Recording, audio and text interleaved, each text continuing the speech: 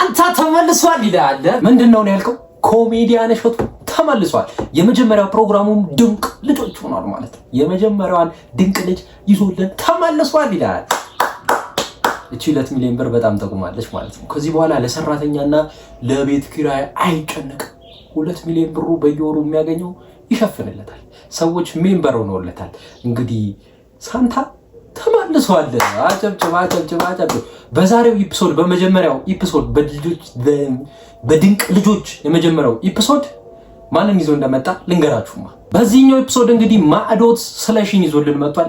እጹብ ድንቅ ልጆችን ነው ከዚህ በኋላ የማቀርበው እንዳለው ሳይሆንለት አልቀረም መሰለኝ። ተሳክቶለታል። በ12 ሰዓታት ውስጥ ብቻ ከ100,000 በላይ እይታዎችን አግኝቷል ይሄኛው ኤፒሶድ። በትናንትናው ሰኞ ዕለት የተለቀቀው ይህ ሰኞ ምሽት 3 ሰዓት የተለቀቀው ይህ ኤፒሶድ እንግዲህ ድንቅ ልጆችን እውነትም ድንቅ የሆነ ፕሮግራም አሳይቶናል ማለት ይቻላል። እንግዲህ ተመልካቾቻችን እስቲ እየገባችሁ እዩት። የዕለቱ ወሬ ይሄ ነው። እንግዲህ ሌላ በቀጣይ ጉዳይ ደግሞ ልንገራችሁ። ኩኩሻና ባለቤቱ ጉዳይ መነጋገር ይሆናል። አተ ለወጋጋ እንዴ ጭስህን ላመጣጣው። ትናንትና ላይቭ ላይ ኩካ ተናዶ ሪያክት ሲያደርግ ነበር። ምንድነው ባለቤትህን ምናምን አያገባችሁም በሰው ህይወት ገንዘብ ስሰራ አይናችሁ ቀላ እያለ ተጽፎ እስቲ ታውኝ የራሴን ህይወት ልምሩበት፣ የኔን ህይወት እናንተ አትኖሩልኝም፣ ገንዘብ ስታገኝ ምናምን አትበሉ ብሏቸዋል። እኛ ምንም እናውቀው ነገር የለው። በትናንትናው ዕለት ሀብታሙና ቤቲ ላይቭ ላይ ቁጭ ብለው ከ10,000 ሰው በላይ ሲከታተላቸው ነበር።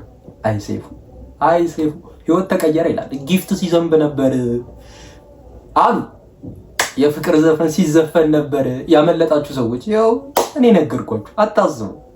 በቃ ይሄን ያመለጣችሁ ጊፍት ሲዘንብ፣ ፍቅር ዘፈን ሲዘፈን ኬኩን አልጋበዛትም፣ ሳይጋብዛት ነው እንግዲህ።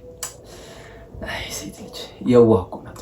ሌላኛው ጉዳይ አዶናይ እጁን ሲስምለት የነበረውን ልጅ አግኝቶት አሪፍ ጊዜ ያሳልፈዋል። ሞባይልም ስልክ ገዝቶ ሰጥቶታል። ተአምር ነው። እንግዲህ የዶክተር ነው የበጎ አድራጎት ጉዳይ ደግሞ ሌላ ሌቭል ላይ ደርሷል።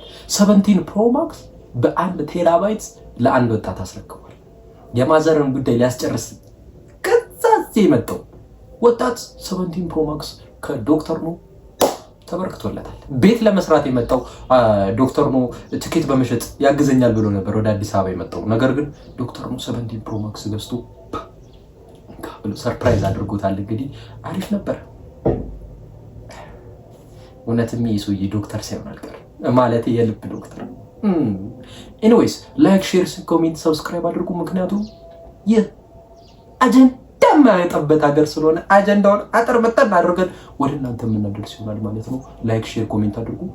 ከ30 ደቂቃ በኋላ አጀንዳ ስለሚኖር አታስቡ፣ እመለሳለሁ።